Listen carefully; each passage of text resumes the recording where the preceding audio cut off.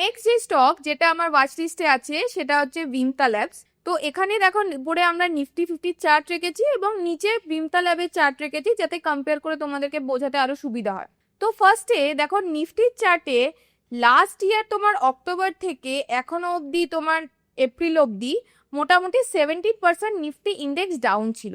সেখানেই ওই টাইমেই তুমি যদি ভিমতা ল্যাবসের চার্ট দেখো লাস্ট ইয়ার অক্টোবর থেকে এখনো অবধি ওর নিচে তো যায়নি, উল্টো 120% আপওয়ার্ডে মুভ দিয়েছে। তো এখানে নিশ্চয়ই বুঝতে পারছো যেখানে নিফটি এত বেশি ডাউন ট্রেন্ডে ছিল, মার্কেট এতটা উইক ছিল, স্টিল ভিমতা ল্যাব এত স্ট্রংলি দাঁড়িয়ে রয়েছে, 120% মুভও দিয়েছে। তো এটা দেখেই আমরা বুঝতে পারছি যে ভিমতা ল্যাব কতটা স্ট্রং এই মার্কেটেও ছিল। তো এটা একটা রিজন যার জন্য ভিমতা ল্যাব আমরা আমাদের ওয়াচ লিস্টে রেখেছি। আর তারপরে দেখো ভিমতা ল্যাব কি সুন্দর একটা বেসও বানাচ্ছে। আর তারপরে ভিমতা ল্যাব দেখো এই আপওয়ার্ডসে 120% মুভ তো এখানেই দিয়েছে।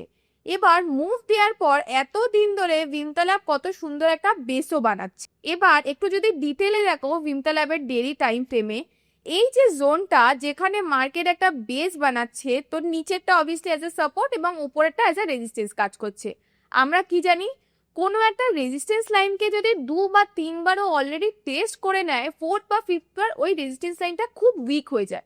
তখন কি হয়, যখন রেজিস্ট্যান্স লাইনটা অলরেডি 3 থেকে 4 বার টেস্ট হয়ে যায়, ওটা এতটাই উইক হয়ে যায় যে ওটা খুব ইজিলি ব্রেক করে উপরের দিকে যায়।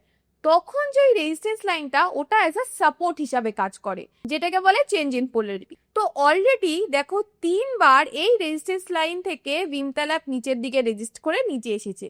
তো এখন হাই চান্স যে যদি ও এখানে আবার চায় টেস্ট করতে, এটাকে ব্রেকআউট দিয়ে স্ট্রংলি আপসাইডে মুভ দেবে। তো ভিমতা ল্যাবটা তোমরা তোমাদের ওয়াচ লিস্টে রাখতে পারো।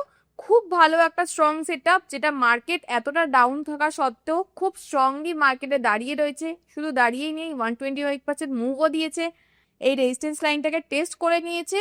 তো 4th বার হাই চান্স এই উপরের দিকে ব্রেকআউট দেবে এবং আমরা খুব ভালো একটা মুভ দেখতে পারবো। তো এটা আমার ওয়াচ লিস্টেও রয়েছে। ইন ফিউচার এন্ট্রি দিলে আমি অবশ্যই এন্ট্রি নেব। তো তোমরাও তোমাদের ওয়াচ লিস্টে চাইলে রাখতে পারো।